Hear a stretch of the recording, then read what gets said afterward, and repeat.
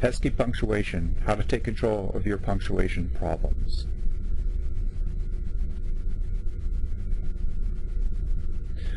This presentation is primarily going to cover semicolons, colons, question marks, and exclamation points, quotation marks, and apostrophes. Commas are dealt with in a separate mini-lecture. Let's start with the semicolon. The number one rule when considering the use of a semicolon is, when in doubt, cut it out. That's right, there's no rule that requires you to use a semicolon. The only rule is the one that causes you to get marked down if you try to use it and use it incorrectly. So if you're not sure how it should be used and you have no way to find out, just don't use a semicolon. Now, having said that, correct usage is simple. You only use a semicolon where you would otherwise use a period. It's a stop sign. You must come to a full stop and then go on to another sentence. If you don't have a complete sentence on either side of a semicolon, therefore, you're using it incorrectly. The difference between a semicolon and a period is that a semicolon shows that the ideas in the two sentences are closely related, as in the first example, I was hungry, I made lunch.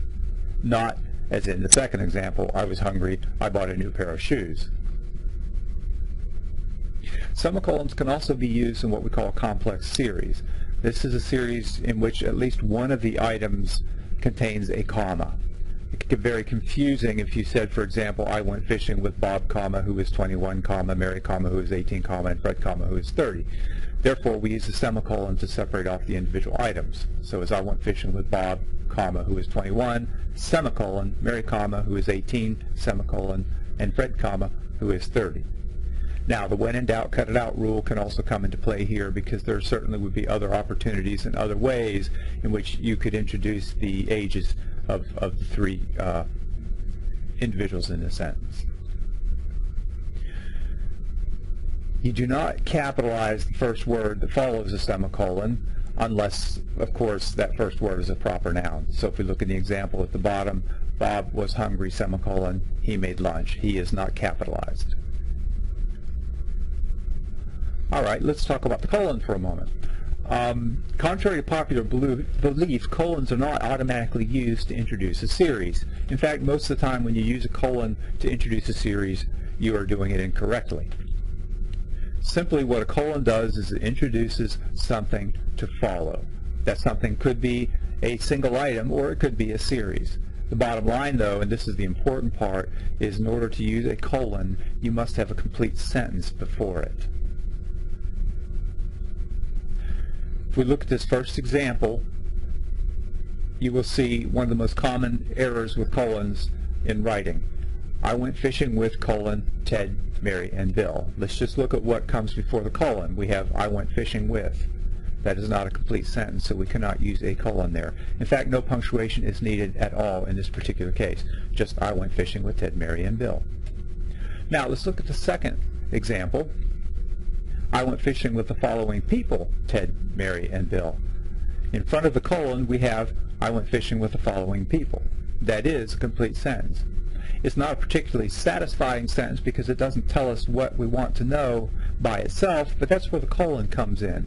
Almost like a transitional device, the colon says, okay, I've promised you something, now here it comes. And then, of course, in this case, what follows is Ted, Mary, and Bill. That is the correct usage and situation for a colon. Capitalization with colons depends on what follows the colon. If what follows the colon is a complete sentence, then you would capitalize the first word, as in the example below. I found the source of the leak, colon, a pipe was broken. Please also note that before the colon we have I found the source of the leak, which is a complete sentence, and notice that after the colon a pipe was broken is also a complete sentence. And we might also note that it is a single item and not a series. That's an entirely correct use of a colon, and the word A is capitalized because we have a complete sentence following the colon. Now, if what follows the colon is not a complete sentence, then we do not capitalize the first word, with the exception, of course, of proper nouns. So if we look at this example, at the bottom we see, I found the source of the problem, colon, a broken pipe. Since a broken pipe is not a complete sentence, we do not capitalize the first word.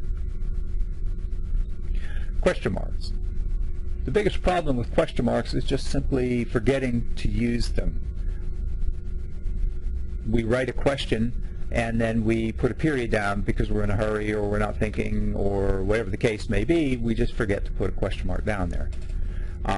The best way to catch these is to proofread your work out loud, because when you read out loud you get your ear involved, and your ear expects to hear your voice rise at the end of a question or to drop at the end of a statement, and therefore you're very likely going to get to the end of a sentence where you've forgotten a question mark and you're going to find yourself pausing, and you're much more likely to catch the problem. Now, there are two types of questions. There's what we call a direct question and what we call an indirect question. Direct question is just as it sounds. If we look at the example here, what time is it? This is a question. It requires a direct response, and it's the usual and normal situation in which we use question mark. Let's look at an indirect question, however. In this case, I wonder what time it is. This is an interesting and potentially tricky punctuation situation, because while it's a statement and not a question, you're simply wondering what time it is. Whenever somebody says, I wonder what time it is, they're expecting somebody to respond. So even though it's a statement, we use it to elicit a response like we would with a question. So there can be possibility of confusion. But since it is a statement and not a question, it should be followed by a period. Now let's look at quotation marks. We have some fairly consistent rules in American English when it comes to quotation marks, and once you understand how they work, I think they're pretty clear cut. In American English, periods and commas always go inside the quotation marks. We look at the example down below. The first one we see, I'm hungry, comma, then the close quotation mark, Bob remarked, period, and then a new quotation, I'm not going to wait for dinner, period, close quotation mark. Or in the bottom one, I just read Poe's Annabel Lee, period, close quotation mark. You'll notice we have 3 instead of 2 at the end there. That's because Annabel Lee is the title of a poem, and poem titles usually go in quotation marks as well. When you have a title that goes in quotation marks and that title also contains the title of something else, or you have a quote that goes in quotation marks and that quote contains a title that goes in quotation marks, either situation, the thing that goes in quotation marks that is contained inside, we use single quotes, which is the apostrophe key. So basically, it's quote, double quote, I just read Poe's, single quote, Annabel Lee, period, single quote, and then the double quote for the entire sentence. So we end up with 3 marks there right next to each other. Now, colons and semicolons always go outside of quotation marks. In the first example, Mary says she was, quote, too tired, unquote, then comes a semicolon, then I think she was making excuses. And in the second example, with a colon, there are 2 reasons I like the poem, Love Is. Notice quotation marks around love is, and then after the last quotation mark, then comes the closed quotation mark, then comes the colon. And then comes the rest of the sentence. Of course, it captures the essence of love, and it does so by using words we would never associate with love. So just remember, colons and semicolons always go outside of the quotation marks. And of course, just to keep things interesting, when we're dealing with question marks and exclamation points, we have to look very closely at the quoted material, because the location of question marks and exclamation points depends on where the question is located, or the exclamation. In this, if the quoted material inside, I'm sorry, if the quoted material is a question, then the question mark goes inside. As in the example we see here, where is the restroom? The question is contained within the quotation marks, therefore the question mark goes inside the quotation marks. If we look at the next example, however, who said it's hot in here, and we look and focus just on what's inside the quotation marks, we have it's hot in here. Well, that's not a question, it's a statement. Therefore, the question is the larger sentence that contains the quote, and the question mark therefore goes outside of the quotation marks. And that same rule applies to exclamation points. Apostrophes.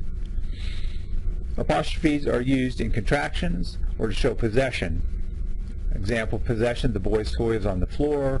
Example of a contraction, I won't have time for lunch. Apostrophes are never used to indicate plurality, as in the example at the bottom of the page, 6 cars are parked in the lot. This is not a contraction, and there's nothing that belongs to cars in this sentence. It's just that we have more than one car, so it's plural. No apostrophe is ever used for plurals. All right, let's take a look at possessives. The placement of apostrophes can be confusing with possessives unless you follow this simple rule. And this will work for you every time, but you have to do it the same way, and you have to say your answer out loud. What you simply do is ask who or what belongs to the word in question. If you hear an S at the end of your answer, then it's going to be S apostrophe. If you do not hear an S at the end of your answer, then it's going to be apostrophe S. Let's look at some examples. Okay, this is a singular possessive situation in our example with one dog. And by the way, in case you're wondering how you would know, well, the context of the sentence that you were writing and the subject or the sentence you're reading would tell you that it was singular or plural. You'd be able to tell. All right, so this is singular possessive. The dog's food dish is empty. So let's ask the question, who or what does it belong to? Who does the dish belong to? We have to say the answer out loud. The dish belongs to the dog. Since we do not hear S at the end of our answer, we just hear dog, then it's apostrophe S. The apostrophe must go before the S. So it's the dog's food dish is empty. Dogs is apostrophe S. Now let's look at the next example. This is plural possessive, so we're talking about more than one girl. The girl's room is messy. So let's ask the question, who does the room belong to? Our answer, again, it must be said out loud. The room belongs to the girls. Since we hear an S at the end of the answer, girls, the apostrophe goes after the S. The girl's room is messy, and as you can see, the apostrophe is placed after the S. Here's an example where if you just simply went S apostrophe because it's a plural, you would be incorrect. The women's room is down the hall. If you saw women's like that and knew it was a plural possessive, you would, in many situations, the way we're taught, you would want to go S apostrophe. But if we ask those questions, the question, as I said, and do it out loud, you'll find a different answer. Who does the room belong to? The room belongs to the women. See, we do not hear S at the end of our answer. The room belongs to the women.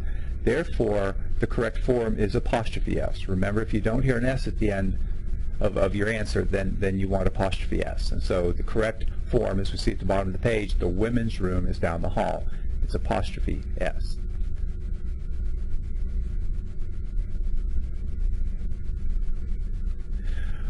Contractions are used to show where letters have been left out of a word. So we have don't for do not, won't for will not, didn't for did not. Your spell checker should flag any contractions you have that are missing an apostrophe.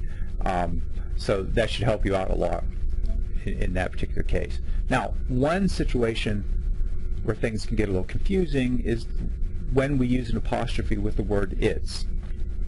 It's an easy problem to solve, however, if you just try one thing, and that is to substitute the words it is for the word it's in a sentence. If you can substitute the words it is and the sentence still makes sense, then you want the apostrophe.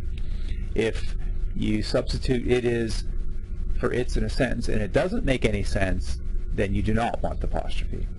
Okay? The simple rule is the contraction is the one that gets the apostrophe, not the possessive. So let's look at our example here.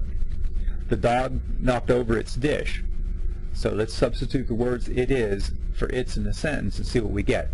The dog knocked over it is dish. That doesn't make a bit of sense. Therefore, no apostrophe is needed because that's simply the possessive form.